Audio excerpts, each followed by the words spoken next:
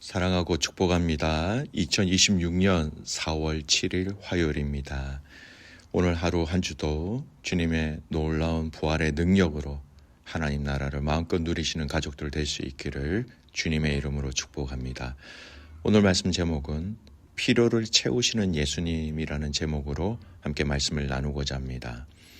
오늘 본문은 요한복음 21장 1절에서 14절까지 말씀입니다. 그 후에 예수께서 디베라 호수에서 또 제자들에게 자기를 나타내셨으니 나타내신 일은 이러하니라.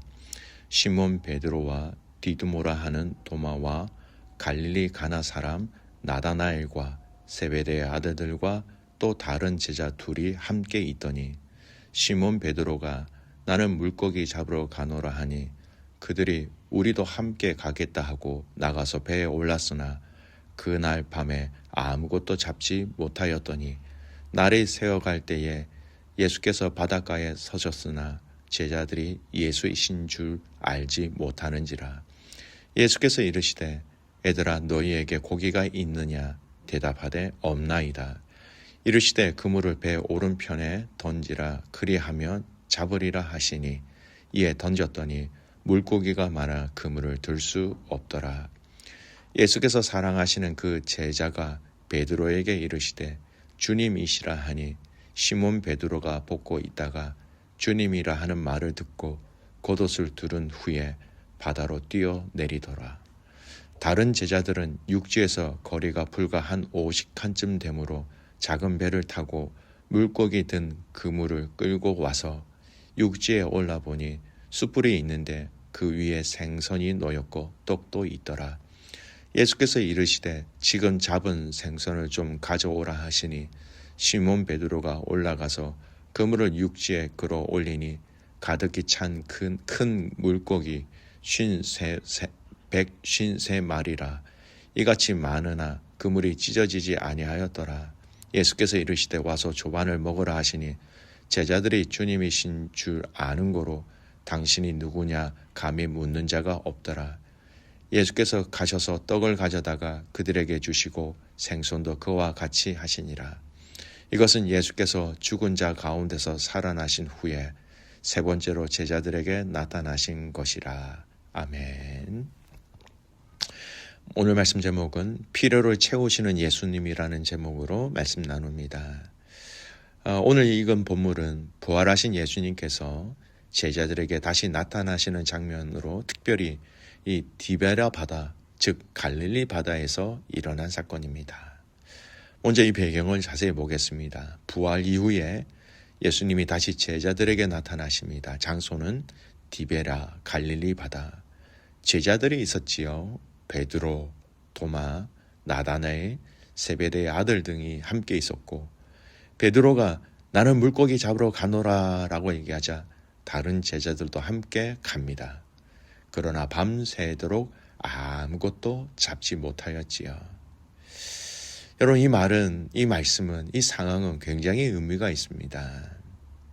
부활 이후에도 여전히 방향을 잡지 못하고 있는 제자들의 모습입니다. 그들이 경험 있었고 노력을 하였지만 아무 열매가 없는 상태였다라는 겁니다. 우리의 인생의 모습이 그런 것 같습니다. 주님이 없는 인생은 방향을 잡지 못하는 인생입니다. 여러분 배가 바다 위에 떠 있다고 해서 다 좋은 게 아닙니다. 방향이 없으면 표류하는 배와 큰 차이가 없다라는 것을 알고 계십니까? 예수님이 함께하고 계심을 통한 그 인생은 표류가 아니라 항해라는 것을 우리는 분명히 보여주고 있는 메시지입니다. 사랑하는 성도 여러분, 세상이 보여주는 이정표를 따라가지 않기를 바랍니다. 분명 우리 믿음의 성도들의 이정표는 바로 주님이 말씀하시고 제시하신 곳으로 가야 한다라는 겁니다. 지금 여러분이 주님과 함께하고 계심을 체험하고 계십니까? 그분의 인도하심을 함께 누리고 그분의 함께하심을 통하여 마땅히 가야 할 인생의 방향에 대해서 신앙의 여정에 대해서 주님과 동행하고 계시냐라는 질문입니다. 여러분 이 질문에 답을 잘 보여주는 말씀이 바로 이어서 4절에서 8절까지 말씀입니다. 날이 밝을 때 예수님이 해변에 서 계시지만 제자들은 알아보지 못합니다. 예수님이 그물을 배 오른편에 던지라고 말씀하십니다. 순종했을 때 그물이 찢어질 만큼 많은 고기 153마리라고 얘기하죠. 그 물고기를 잡게 됩니다. 이때 요한이 먼저 주님이시다라고 깨닫고 베드로는 겉옷을 입고 물에 뛰어들어 예수님께로 갑니다. 말씀에 대한 순종이 기적을 경험하게 되었습니다. 그리고 그 결과 제자들은 비로소 예수님을 인식하게 됩니다. 예수님이다라는 것을 여러분 깨닫는 그 순간이라는 겁니다. 아무것도 잡지 못한 상황이었습니다. 그 순간에 예수님은 말씀하셨고 그들은 그 말씀에 순종하여 많은 물고기를 잡았습니다. 우리 인생 가운데 주님의 관여하심이 우리에게 필수적이라는 겁니다. 그리고 그 관여하심에 온전한 순종은 귀한 열매를 맺게 된다는 것이죠. 사랑하는 믿음의 성도 여러분, 오늘 주님의 말씀 앞에 함께 순종함으로 풍성한 하나님 나라를 누릴 수 있는 저와 여러분이 될 수 있기를 주님의 이름으로 축복합니다. 또 오늘 이 말씀은요, 9절 이후의 말씀부터는 또 다른 한편 굉장히 중요한 메시지를 우리에게 주십니다. 예수님이 준비하신 식사라는 겁니다. 여러분, 해변에는 이미 숯불과 생선과 떡이 준비되어져 있습니다. 예수님은 제자들에게 와서 조반을 먹으라고 초대하십니다. 제자들은 주님이신 줄 알았기에 감히 묻지 못합니다.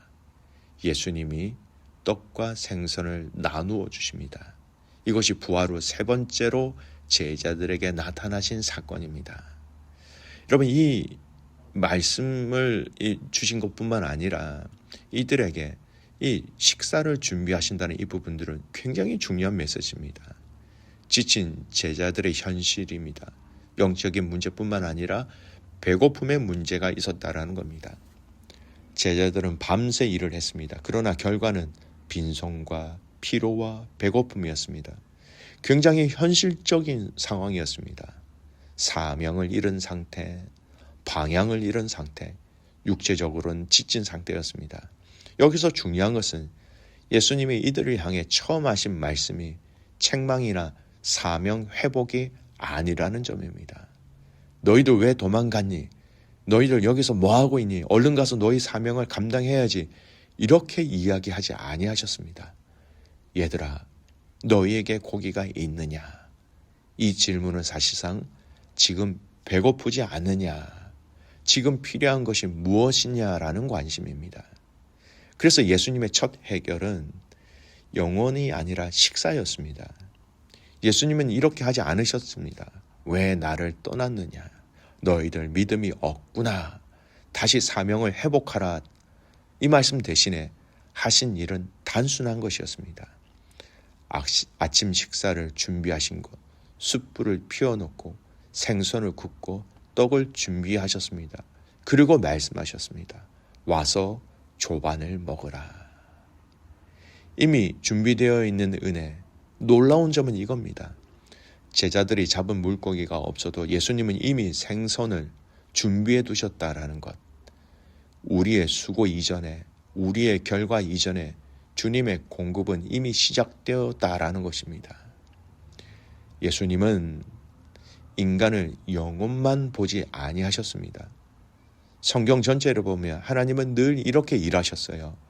광야에서 이스라엘을 향하여서 만나로 그들의 육체를 채워주셨습니다. 엘리야가 너무 지쳤을 때 먼저 먹이시고 먼저 재우셨다라는 겁니다. 오병이어 말씀 전에 먼저 그들을 먹이셨다라는 겁니다. 하나님은 배고픈 상태에서 설교부터 하지 않으셨다라는 겁니다. 하나님은 우리의 현실적 필요를 알고 계신다라는 것. 피곤함, 배고픔, 생계의 문제. 신앙은 비현실적인 것이 아닙니다. 공급은 하나님의 은혜에서부터 시작된다는 것을 말씀하시기 위한 것입니다. 제자들이 준비해서 먹은 것이 아니라 예수님이 먼저 준비하신 것을 먹습니다. 우리의 삶도 마찬가지죠. 우리가 벌어서 사는 것 같지만 실은 하나님이 먼저 공급하신 것을 우리가 누리는 것입니다. 지금 필요한 것은 설교가 아니라 그들의 육체를 채워주시는 그 예수님이 준비하신 식사일 수도 있다라는 겁니다. 지친 성도들에게 필요한 것은 정죄가 아니라 회복입니다. 교회는 그런 공간이 될 수 있어야 합니다. 먹여주는 공동체, 쉬게 해주는 공동체, 그리고 이 방법을 통해서 그들에게 영적인 회복과 영적인 성장과 영적인 위로가 필요하게 되는 것이지요. 사랑하는 믿음의 성도 여러분, 오늘 예수님께서 제자들의 필요를 아시고 그 필요를 채워주시기 위한 과정 속에 그 예수님이 행하신 부분들을 한번 살펴보셨으면 좋겠습니다. 필요를 채우시는 예수님, 그 필요를 통하여서 그 예수님이 누구이신지 알게 되고 그 예수님의 사랑과 그 예수님의 은혜가 우리 안에 부어짐으로 말미암아 우리의 영적인 사명을 다시금 세울 수 있게 하신다라는 겁니다. 적용해 보았으면 좋겠습니다. 여러분, 우리 모든 믿음의 가족들 공동체 가운데 우리의 필요가 필요한 사람들이 틀림없이 있습니다. 영적인 회복을 위해서 우리가 그들을 위해서 기도해 주어야 하지만 실제적으로 우리가 그들의 영적 회복을 위하여 그 이전에 그들의 실제적인 필요를 채워줄 수 있는 것이 있지는 않은지 돌아볼 수 있는 지혜로운 믿음의 성도들이 될 수 있기를 주님의 이름으로 축복합니다. 아멘. 기도하겠습니다. 살아계신 하나님 아버지, 감사와 찬송과 영광을 주님 앞에 올려드립니다. 부활하신 주님이 사랑하는 제자들에게 나타나셨습니다. 그들에게 좀 준비해 주신 그 만난 그 식사를 통하여서 그들의 육체의 필요를 채워주신 놀라운 하나님의 그 계획하심의 은혜들을 보았습니다.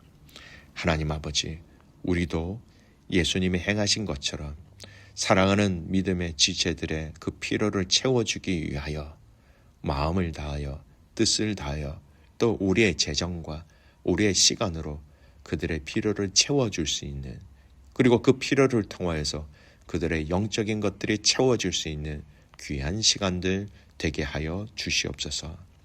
오늘은 선교사님들을 위해서 기도하는 날입니다. 라오스의 백부장님, 제니 선생님, 그리고 베트남의 방아치아 선교사님, 우리 팅가에 있는 현지인 사역자들을 축복합니다. 하나님, 그들을 통하여서 하나님 나라의 열매가 맺히게 하시고 하나님 나라의 능력이 드러나게 하여 주시옵소서. 그렇게 행하실 주님을 신뢰하며 살아서 역사하시는 예수님의 이름으로 기도드리옵나이다. 아멘.